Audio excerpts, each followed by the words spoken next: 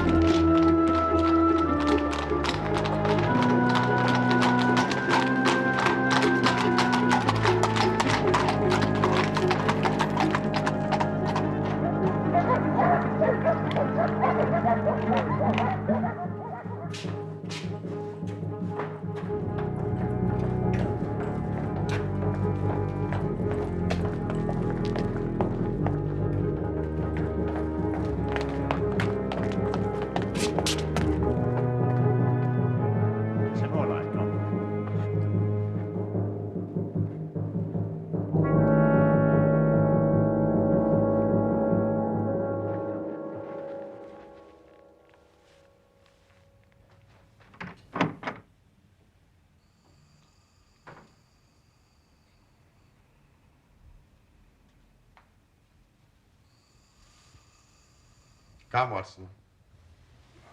Come.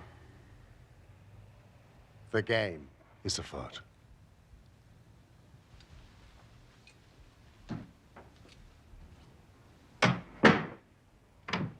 Get your clothes and come.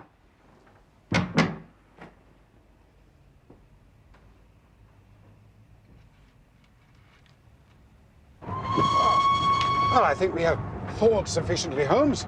Splendid. Abbey, Grange, Marsham, Kent, 3:30 a.m. My dear Mr. Holmes, I shall be very glad of your immediate assistance in what promises to be a most remarkable case. There is something quite in your line. Except for releasing the lady, I will see that everything is kept exactly as I found it. But I beg you not to lose an instant, as it is difficult to leave Sir Eustace there. Yours faithfully, Stanley Hopkins. Ah. Inspector Hopkins. He's called you in 7 times. On each occasion, his summons has been entirely justified. I fancy that every one of his cases has found its way into your collection. I must admit, Watson, you do have some part of selection. Thank you. It returns from much of which I deplore about your narratives. Your fatal habit of looking at everything from the point of view of a story instead of as a scientific exercise has ruined what might have been an instructive and even classical series of demonstrations.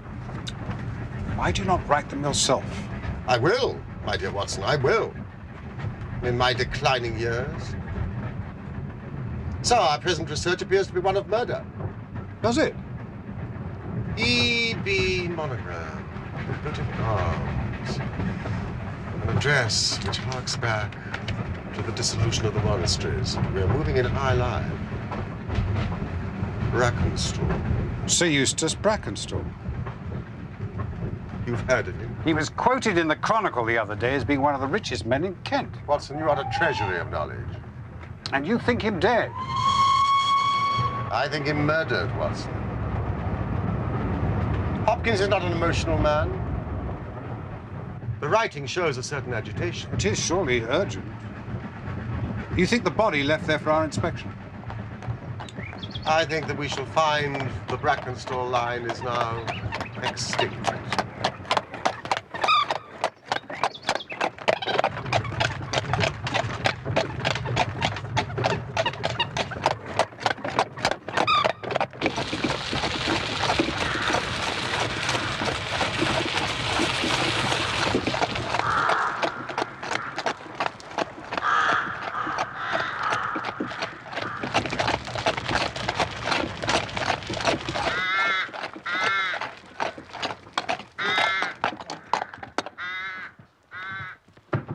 Very good of you to come, Mr. Holmes.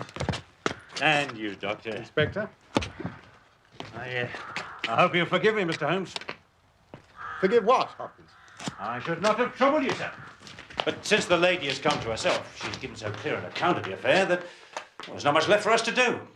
You remember the Lewisham gang? Between the 3 Randalls. Exactly, sir. The father and 2 sons. It's their work, not a doubt. But they did a job in Sydenham a fortnight ago, did they not? They did. They were seen and described. Well, it's cool of them. I agree to do another so soon and so near, but it is they. And a hanging matter this time. Brackenstall is dead, then? Ah, yes, Doctor. In the dining room, his head was knocked in with his own poker. And the lady?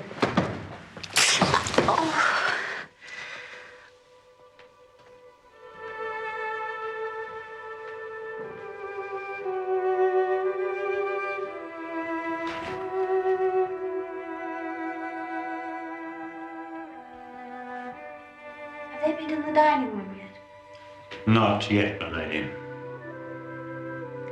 I shall be glad when you can arrange matters. What is that? You have other injuries, madam. It's nothing. It has no connection with this hideous business. Please sit down. I think it would be best to inform you of something, gentlemen, regarding Sir Eustace. You'll no doubt hear a rumor of it otherwise from idle tongues who'll distort the truth of it. It would pain me to think of his memory tarnished in that way. Sir Eustace drank, I'm afraid. Not regularly and consistently. Not in a way to hurt our marriage. Nor did it interfere with the exercise of his public duties. Nevertheless, the vice was a private shame to him. He was very sensible of my dislike of it. When he felt the obsession too keenly, he took himself off until the poison had exhausted him. It distressed me, of course, that it should happen. But he was proud and sensitive enough never to allow me to witness it. I felt deep gratitude for that, and not a little pity. Can you understand that, gentlemen? I have never heard a like case talked of with such illuminating compassion, madam. I must, however, ask you to believe something further. I was in some measure grateful for this vice of my husband's. How could that be? I've spent most of my life in South Australia, in the wine-growing country, near Adelaide. As a very young woman, I lived alone with my father. My mother was dead. If I had a mother, it was my loyal Teresa. It was a very free life. I found it extremely difficult to adapt to the proprieties of England, being mistress of such a place as this. So I felt if I were to show a decent understanding of my husband's weakness, he would in turn forgive me some of my unsuitable behavior. And so it proved. I see.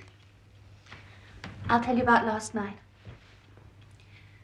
Eustace retired at about 10:30. The servants had already gone to their quarters. Which are where? In the east wing. Only my husband, Teresa, and myself sleep in the central block. The servants would have heard nothing. Had you retired by then? I was in my room. I never retire till I've seen Madam to bed. Thank you. I sat up. This room, in fact.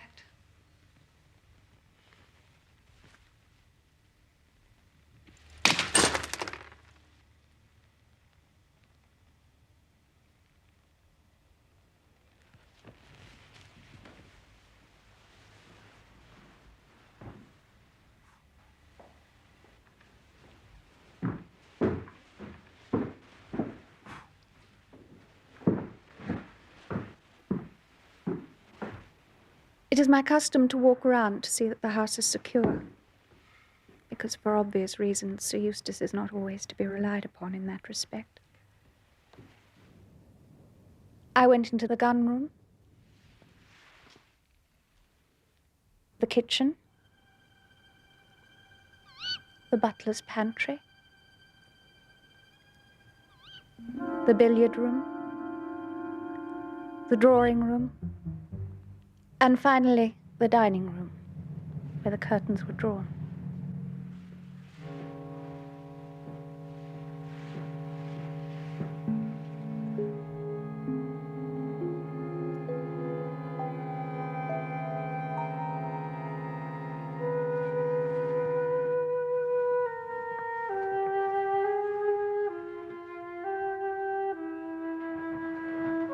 It's difficult to tell you much of what happened next.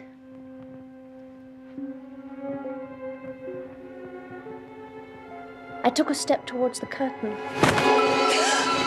I found myself face to face with an intruder. A big man. Quite elderly. For a moment, we just stared at each other. Then 2 other men came in behind him, and he came for me. I must have been unconscious for some minutes.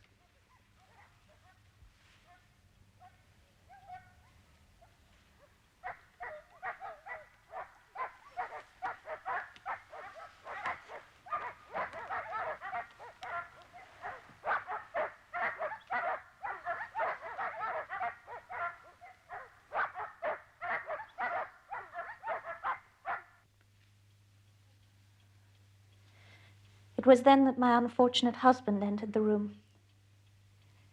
They dealt with him as you shall see. I believe I fainted again. I'm not sure. The exact events are difficult. I drifted in and out of consciousness, you understand. I do know that they cleared the room of its silver, and they must have drawn themselves a bottle of port, some of which I saw them drink. The man who struck me was elderly, with a beard. The others younger, smooth-faced. Yes. Finally, they checked that I was securely bound and left, taking the silver with them. How was the alarm raised? Madam had not come upstairs. Earlier she said she would follow me shortly, so at midnight I went down in case she'd fallen asleep over a book. A thing I hate to do. And there I found her, poor lamb, just as she says. And him on the floor, his blood and brains all over the room. Enough to drive a woman out of her wits, and her gagged and bound, and her very dress spotted with him. She never wanted courage, did Miss Mary Fraser of Adelaide.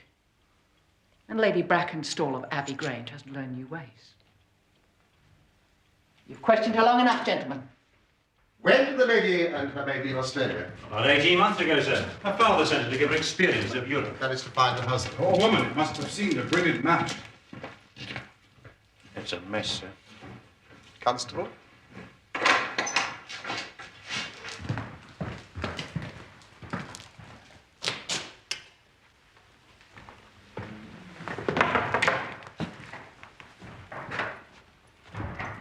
A mess indeed. We've touched nothing, sir. What do you make of it, Doctor? Should I? Please proceed, my dear fellow.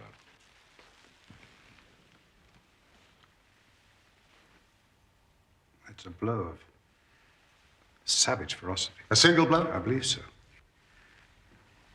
It is a straightforward enough wound. You see, it begins thus, below the ear, and then crosses both spheres of the parietal bone at such an angle that this side is smashed as far as the coronal suture. I've never seen anything like it. A powerful man, this elder Randall? Half his trade is violence, sir.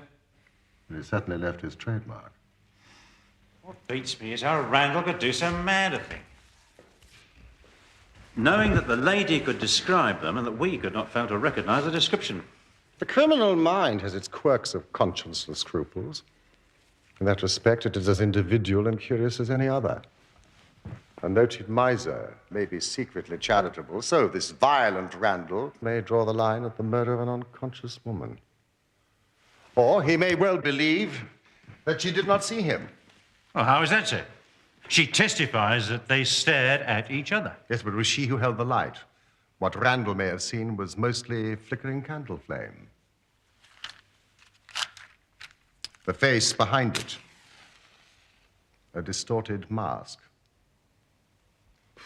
He may have been unimaginative enough to have thought that she saw no more than he did. He knocked out unconscious at the next instance, thus for his purposes solving his problem. Watson, may I impose upon you to search the Turkey rug? What for, Holmes? Candle wax, Watson, candle wax. Now, this bell presents a mystery. does it not, Inspector? Sir? When it was pulled down, the bell in the kitchen must have rung loudly. Well, no one would hear it the way the kitchen is placed. How did the burglar know that? Exactly, Mr. Holmes, exactly. But the very question I've put myself.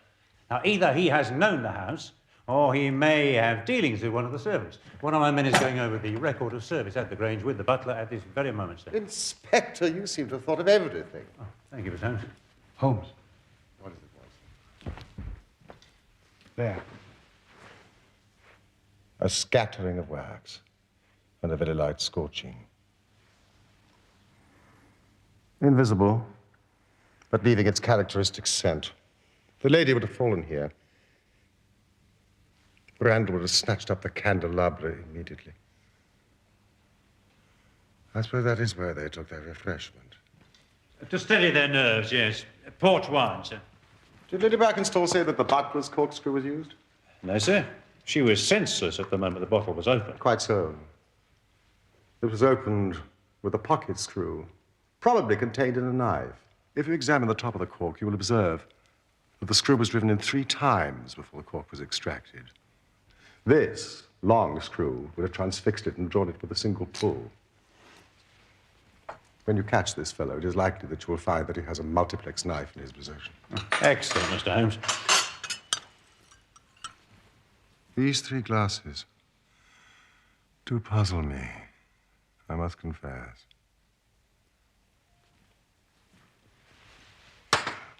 Did Lady Brackenstall say that she actually saw the 3 men drinking? Oh, yes. She was clear about that, sir. Well, then there's an end of it. What more is to be said?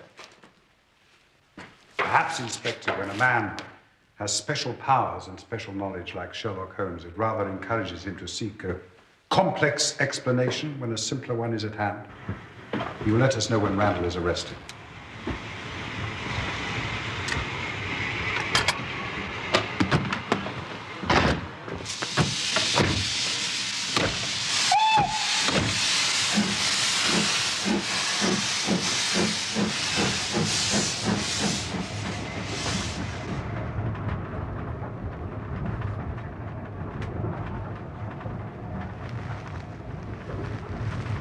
Poor Holmes, you must feel like an abstruse and learned specialist called in for a case of measles.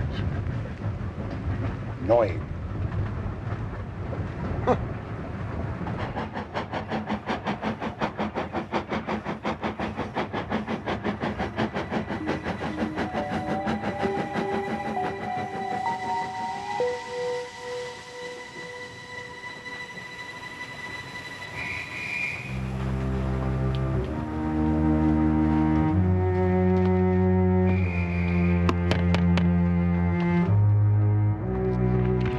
We must return.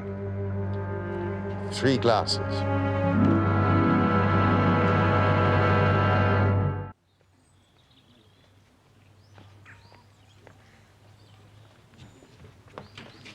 Watson, we have been dazzled out of observation by that lady's beauty. Beauty may be truth, but she does not necessarily speak it. There was port in each glass, but there was only crusting in 1 glass. The last glass filled is the one most likely to contain the crusting. I agree if the last pouring had approached the bottom of the bottle, but the bottle was half full, and it had been agitated. The crusting was present throughout the port. Well, what then do you suppose? That only 2 glasses were used, and that the dregs of both were poured into a third, so as to give the false impression that 3 people were there. I understand. If I'm right, Watson, then in an instant, this case rises from the commonplace to the exceedingly remarkable. That will be the Kentish train. What will? That will.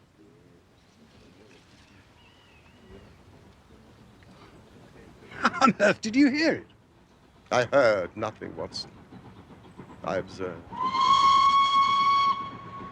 What a salutary thought after such a misspent morning. Lady Brackenstall and her maid must have some very good reason for shielding the real criminal.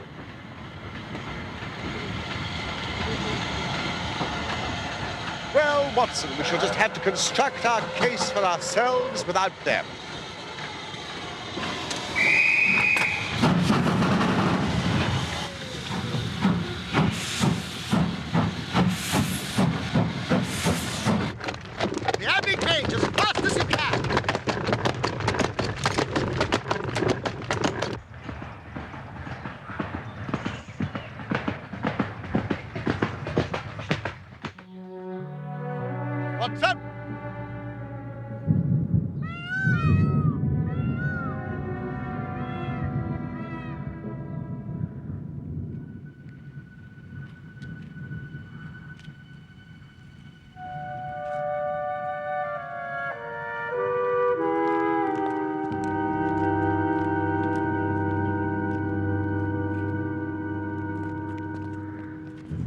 appears Inspector Hopkins has gone to report to headquarters. Splendid. Then we can take possession.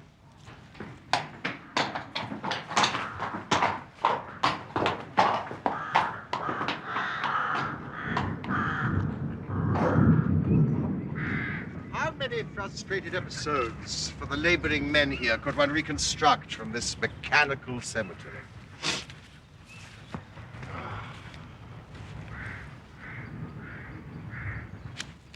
What's this?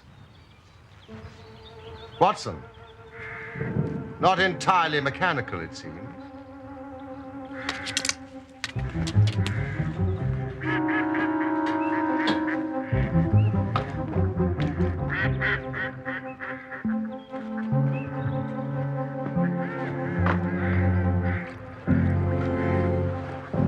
Fudge.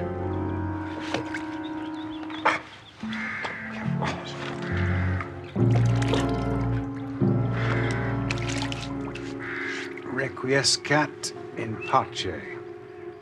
One imagines it's a pet's gravestone. It has been smashed, mended, and smashed again with deliberate force. The story it tells is of the immediate past.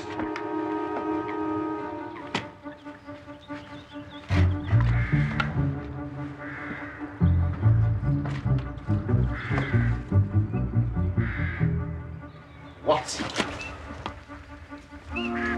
The remnants of a dog's collar. Fudge. Hey, you! Has any servant been dismissed from the house in the last month? No, sir. Then it's as I thought. Fudge.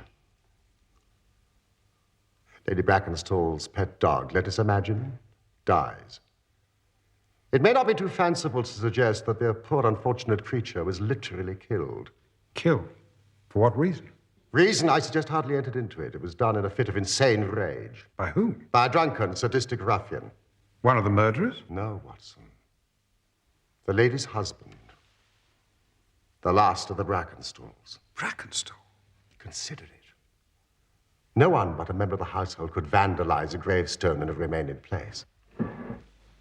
Why should Brackenstall entertain such an obsession about a pet animal that he will forbid any remembrance of it? You saw the marks, of course, on the lady's arm. Yes, I was surprised that they did not interest you more. There were stab wounds made by a long needle or a hat pin. This lady has been living in fear of her physical safety, Watson.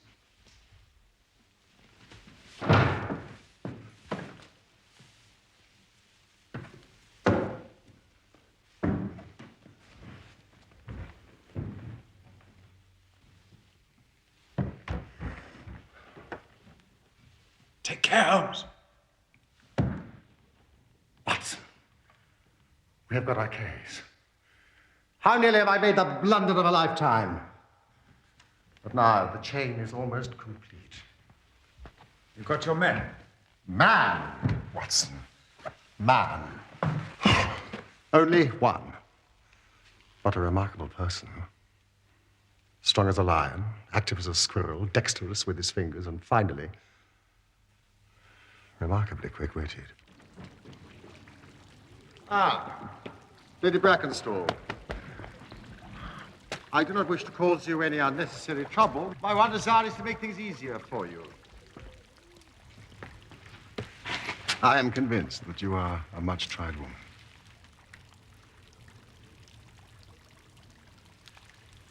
If you will trust me and treat me as a friend, you may find that I will justify that trust.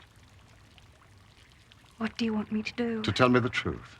Mr. Holmes. No, please. Lady Brackenstall. It is of no use. You may have heard of any little reputation that I may possess. I will stake it all on the fact that your story is a complete fabrication. You're an impudent fellow. You trying to say that my mistress has told a lie? Have you nothing to tell me? I have told you everything. No, think just once more, Lady Brackenstall. Wouldn't it be better to be frank? I have told you all I know. I am sorry.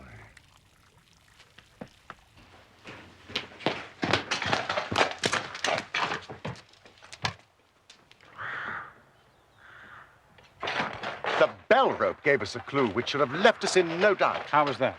If you were to pull down a bell rope, Watson, where would you expect it to break? Surely at the top, where it is attached to the wire, not 3 inches from the top. But the rope was frayed. The rope which bound Lady Brackenstall was frayed. He was cunning enough to do that with his knife, but the other end was not. If you had stood on the mantelpiece as I did, you'd have seen that it was cut through. Stop! Please, driver.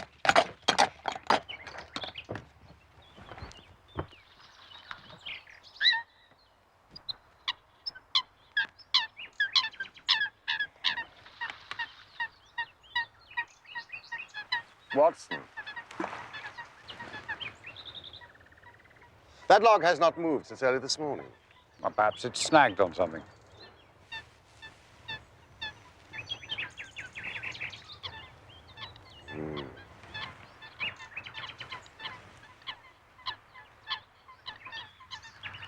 Or anchored. See that Inspector Hopkins gets this on his return, will you? Chislehurst Station.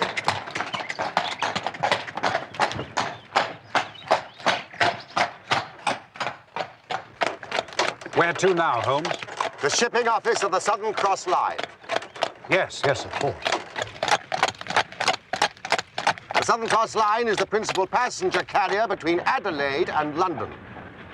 Ah, I see.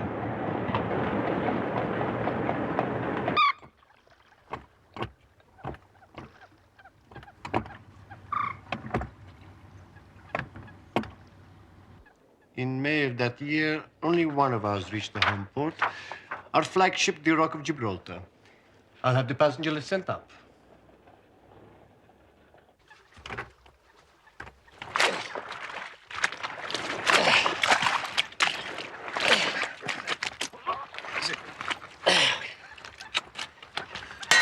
How on earth did Mr. Holmes know that? Here we are. Miss Mary Fraser of Adelaide, first class. Accompanied by her maid. Where is the Rock of Gibraltar now? At noon today, she was steaming west through the Arabian Gulf, Mr. Holmes, heading for Suez, I hope. Is it your policy to transfer officers much between ship and ship? No, not at all. It is our policy not to. Ah, I have you, Mr. Holmes. You are asking the whereabouts of a member of the crew of the Rock who has been seen very recently, but not on the ship. Mr. Viviani, your perspicacity astonishes me. I assure you, it is only through study of the good doctor's masterly exposition of your work that I now have any small capacity to reason. Really? You amaze me. Watson, are you taking notes? Also, you will be pleased to hear that I know exactly who the officer is.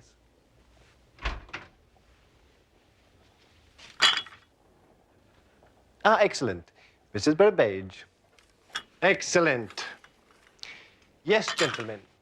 The only officer from that voyage of the Rock who is not aboard her now is Jack Crocker, a magnificent chap. Am I not correct, Mrs. Burbage?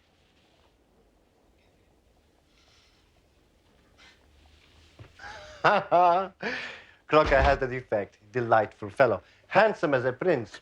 The crew worship him. We've promoted him captain of our new vessel, the Bass Rock, No tea for me, please. which is just fitting out. He's the youngest captain we'll have, but he'll be the best. Not an officer in the fleet to touch him. He is hot-headed and excitable, but loyal, honest, and kind-hearted. Sometimes in this life, you meet people who are what you might call large-souled, who are a privilege to know. Crocker's one of those.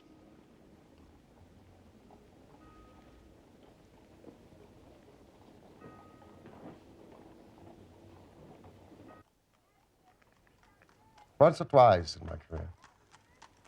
I feel I've done more real harm by my discovery of the criminal than ever he had done by his crime. But I've learned caution now. And I'd rather play tricks with the Lord than conscience.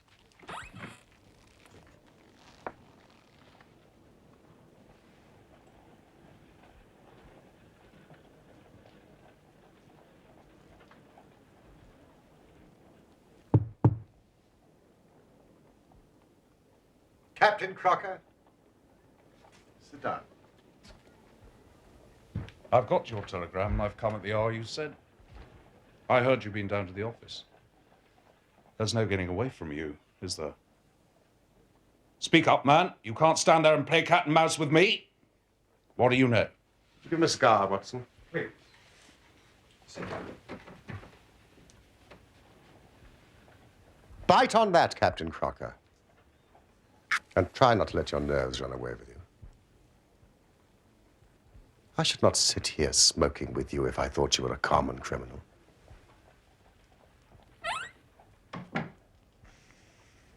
Tell me, what did you use to secure the silver to the floating log? I guess it was fishing gut from the gun room, but I was not present at its recovery. Am I right? What do you want? Justice. For whom? No, we are not partisan. We just want to see justice done, that is all.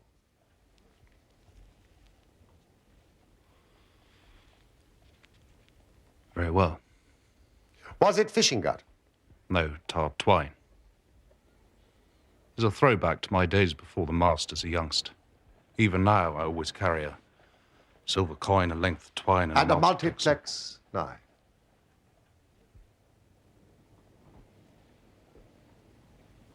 How the devil do you know that?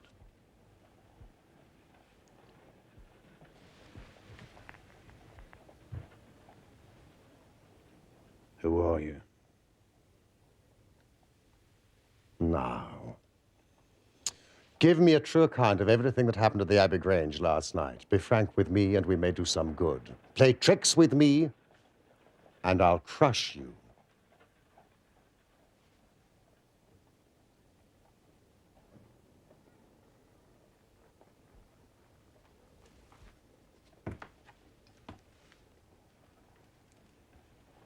Oh, Johnson. Well, one thing I'll say first. I regret nothing, I fear nothing, and I'd do it all again if I had to be proud of the job. Damn the man. But that's my side of things, only my side. When I think of Mary, sweet Mary Fraser, when I think of getting her into this bloody business, it's that that turns my soul to water.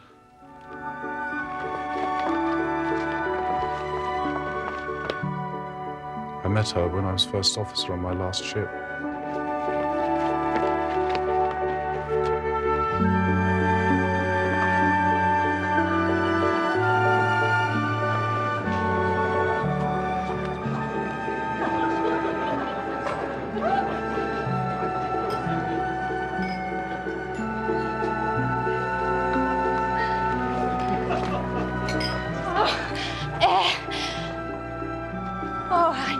Mr. Crocker. I've never danced so much in my life. You dance as if you were born to, Miss Fraser. Neither born nor bred, I assure you, Mr. Crocker. Led to it, I think, by a better dancer than I am. She treated me as fairly as ever a woman treated a man. We were never engaged. I've no complaint. But it was all love on my side, and all good comradeship and friendship on hers. When we parted, she was a free woman. But I could never again be a free man.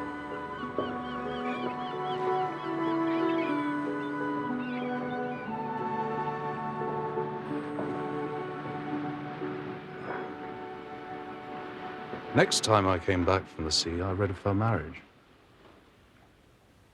It seemed to be the sort of thing she was made for. I didn't grieve. Felt it to be right.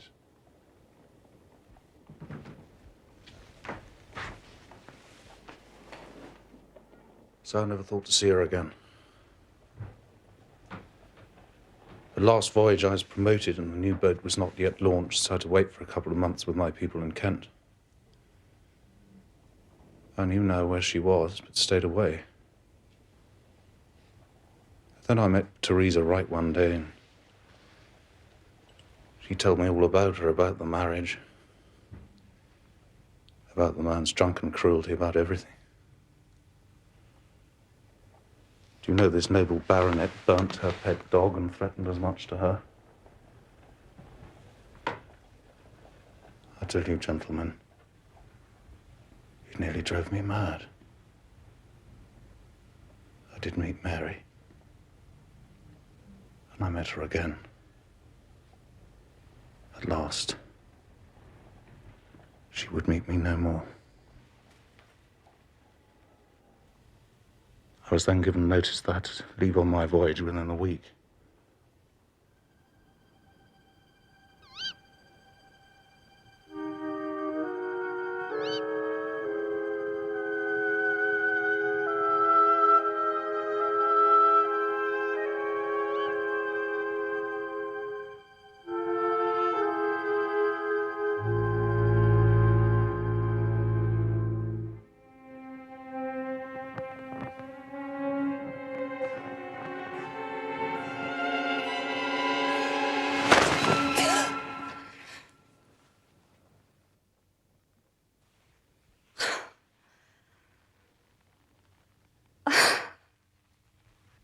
You're mad. How could you come here? I'm to go away, Mary. I've been given a ship. To go and not to say farewell. I thought I might never see you again. You're going away. I do not relish it. You will make a fine captain. You must not let anything spoil such an opportunity.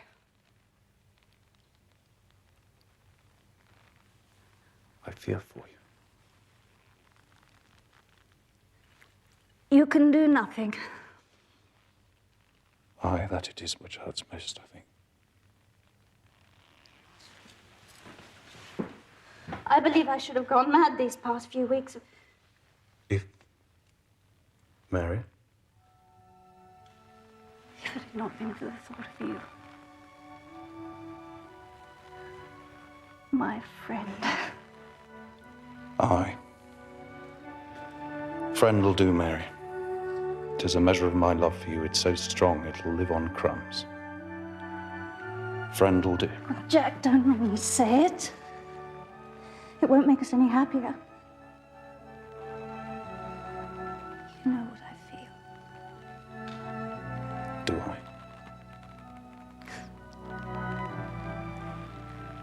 You know you do. Then I shall go a happier man than when I came. God bless you, sweet Mary Fraser. That's enough for me. You must not stay, Jack.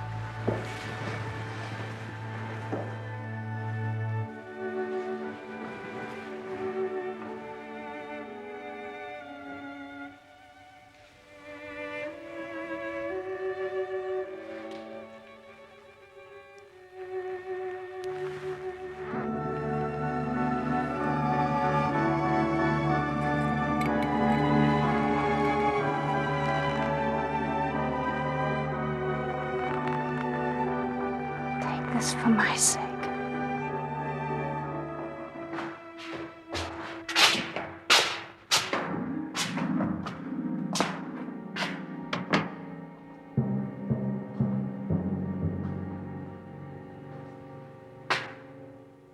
At last I have you, madam, at your trade. Here's a key to your damn modesty. You have a profession, madam. A damn whore. A gutter queen. A filthy jade.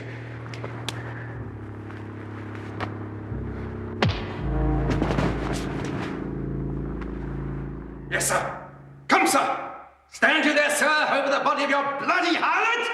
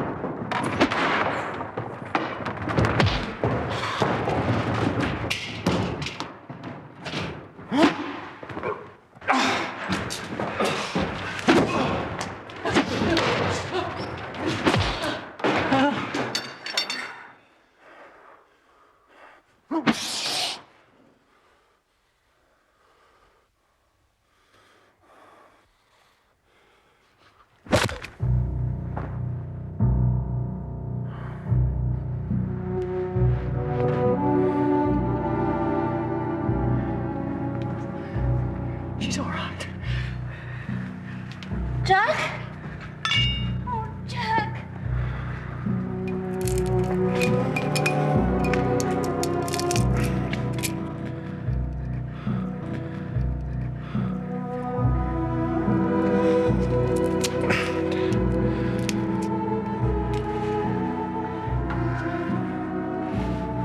Thank you, no, Captain.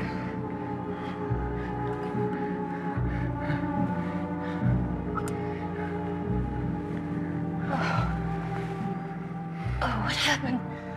I killed him. Are you certain? I know. I felt it. Oh, dear God! Oh, what are we going to do? Listen to your old Teresa. You were marked with a blow that could have killed you. That shall be your salvation.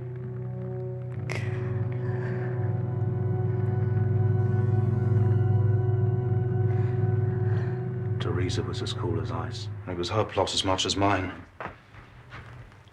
We must make it appear the burglars had done the thing. Teresa kept on repeating our story to her mistress whilst I swarmed up and cut the rope of the bell. I then lashed her in her chair, frayed out the end of the rope to make it look natural. The silver, well, you know about that. I do, and the third glass of port to tie in with the Randalls? Yes. And we dropped the candlestick by where Mary fell, for the wax would splash, you know. I never thought the police could have seen through our dodge. When I knew that savage fiend was dead and she was free of him, I reckoned I'd done the best night's work of my life. I still do, even if I swing for it.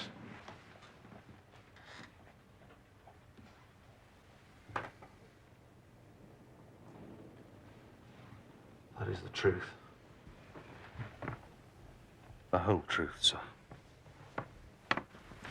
Oh, dear God! Yes. Yes, you have told me the truth.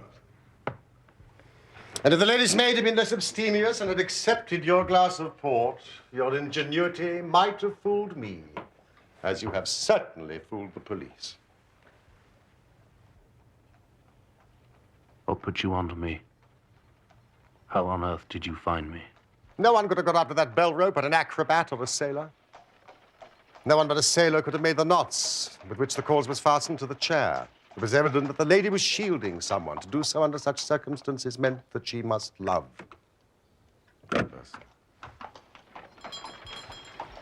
It was not too wild a leap of the imagination to connect her with an officer of the ship which brought her to this country.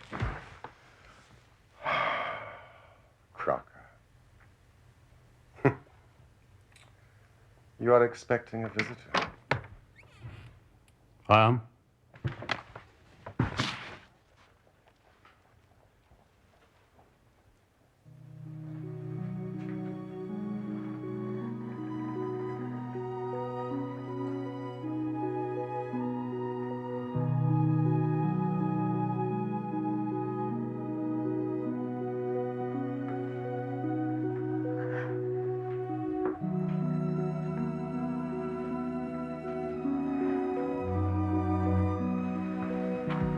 The gentleman knows everything. There's no hiding from him. I know. His telegram brought me here. What do you intend, Mr. Holmes? Well, Captain Crocker, this is a very serious matter.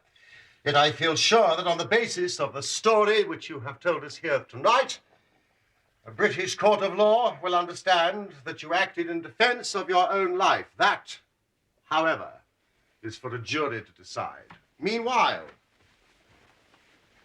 I have so much sympathy for you that if you choose to disappear within the next 24 hours, I promise no one will hinder you. Then it'll all come out. Certainly it will come out. What sort of proposal's that? Mary be left to face the music, held as an accomplice, maybe. No, sir, it will not do. Jack, you must go. I shall not. Calm yourself, Captain. I was only testing you. Watson, this fellow rings true every time. It is a great responsibility that I take upon myself, but we will do it in due form of law. Crocker, you are the prisoner. Watson, you are a British jury. And I never met any man more eminently fitted to represent one. Now, gentleman, you have heard the evidence. Do you find the prisoner guilty or not guilty? No, not guilty. Vox populi, vox dei. You are acquitted, Captain Crocker.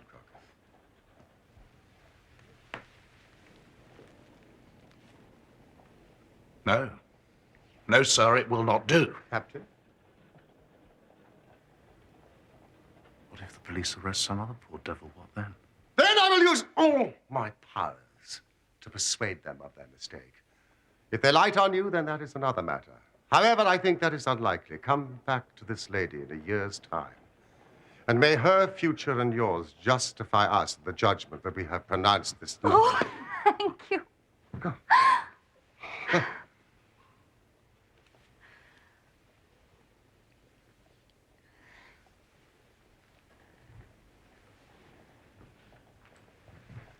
Madam, I'm intrigued. You gave such a compelling account of a man's sad addiction to drink, and yet it was not, as we now know, a portrait of your husband.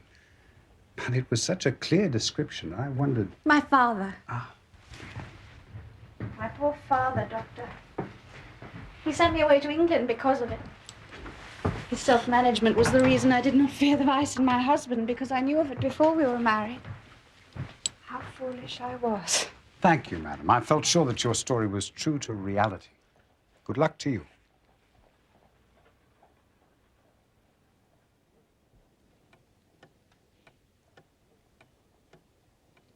It's almost as though you disapproved of the happiness we have fostered this day. Oh, no, I approve of that. Of course I do. I'm uneasy that you took upon yourself the duties of advocate and judge. You are too bound by forms, Watson. Forms are society, Holmes. Manners maketh man, Holmes.